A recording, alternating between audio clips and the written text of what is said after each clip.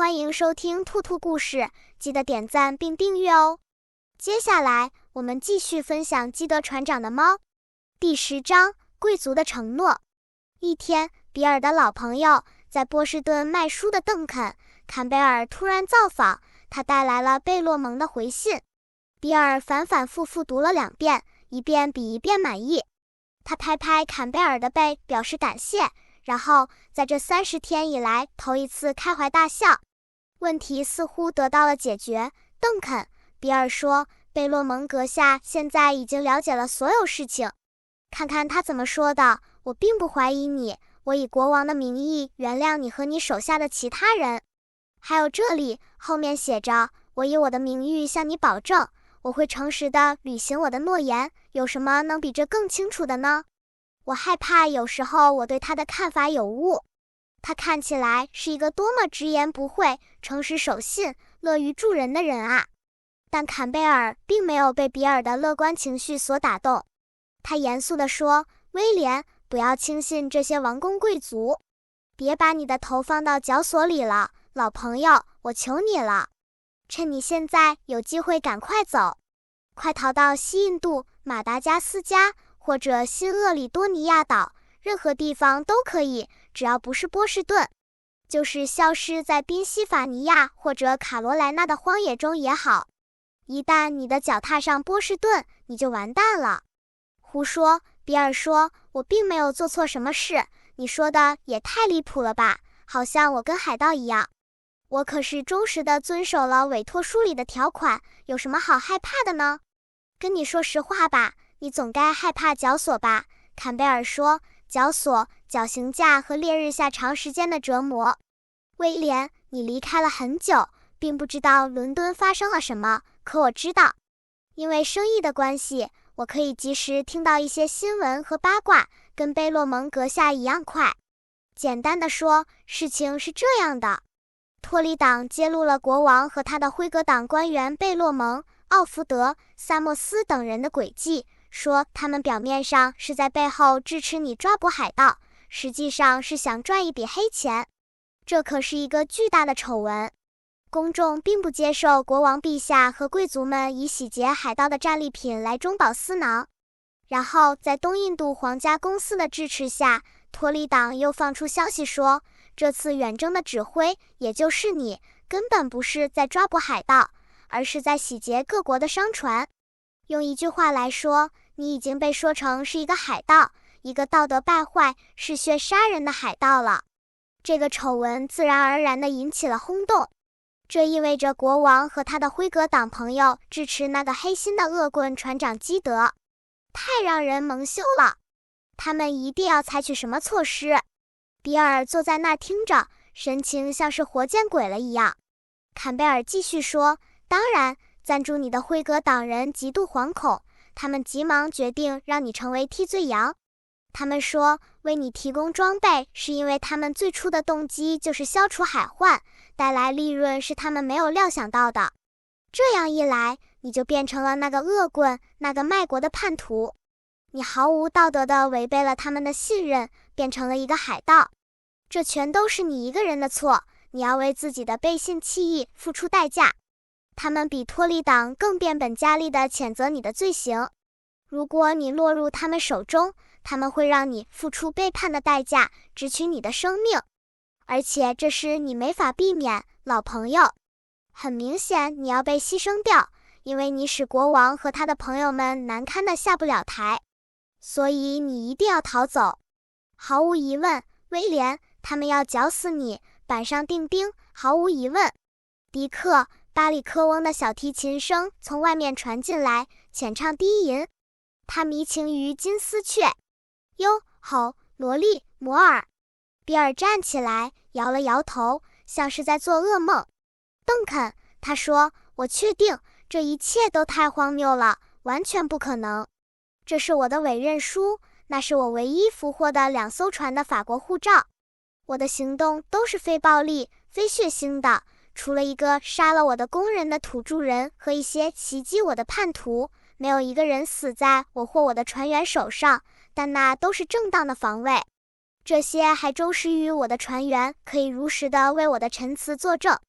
坎贝尔摇摇头，一脸同情的苦笑。我被你对法庭的忠诚所感动，威廉，他说，但是这很幼稚。说到人证和物证，你难道没有意识到每一项你说的能证明你清白的证据，他们有足够10项理由来反驳你，每一个你找的证人，他们都有10个恶棍来做伪证吗？你还没有意识到啊，老朋友，如果他们千方百计地想要你死，你就活不成。难道你没有意识到库里福特和那些在圣玛丽背叛你的叛徒已经得到国王的宽恕了吗？不管呢没得到宽恕，他们都迅速地回到纽盖特，面临一个选择，要么出卖你，要么自己被处死。那些其他背叛你的人接受了国王的宽恕，在新泽西向总督巴斯投降。他们同样带上枷锁，面临同样的选择，要么做伪证，要么被绞死。你不会如此头脑简单地认为，那帮恶棍在面临绞刑架的时候，还会考虑那些微不足道的真实和正义吧？你那几个诚实的船员跟这一大群撒谎的无赖相比，有什么用呢？没有用的，威廉。你唯一的希望就是逃跑。收起毛，赶快走，哪里都行，我求你。要么跟我走，我可以轻而易举地把你送到边远的国家，或是边境的定居点。在这场政治暴风雨平息之前，你在那里会十分安全。但是比尔摇了摇头，绝对不行。他说，我从来就没有躲避过哪个人，不论他的地位高低，不论他是贵族还是海盗。我有贝洛蒙阁下的保证，奥夫德阁下、罗姆尼阁下和史鲁斯伯里公爵保证过会在这次远征的每个阶段给予我全力的支持。他们和利文斯顿甚至暗示我，如果我不合法地抓捕几艘船也是可以的。国王都称我是他伟大的好朋友。不论你怎么说，邓肯，我还是对我的朋友和英国法律的公正充满信心。他们的争论催我入眠。我在朦胧之际，仍听到迪克在拉小提琴。他在圣玛丽留下了他的尸骨。哦，快回到我身边吧。当我醒后，坎贝尔已经离开了，我们正在去波士顿的路上。在抵达之前，比尔甚至早早地穿上了他最好的制服。船锚一抛下去，比尔就拿起他的文件，绑上国王赐的短刀，准备离开去见贝洛蒙。希望能在夜幕降临时回来，麦克，他高兴地说，完全摆脱这些谣言和重伤。作为一位诚实的商人船长，我将无拘无束地回到纽约，我们将会在波维里悠闲地散步。然而，他并没有在日落之前回来，后来也没有。船员们一个个等得焦急而烦躁不安，尤其是当一艘海关的船在我们附近停下来，像是在监视我们。大约第2天的黄昏，一大帮警官和法警登上船，把我们的人聚集在一起，推搡着我们上了岸。在最后时刻，迪克·巴里克翁抱起我，带着我一起走。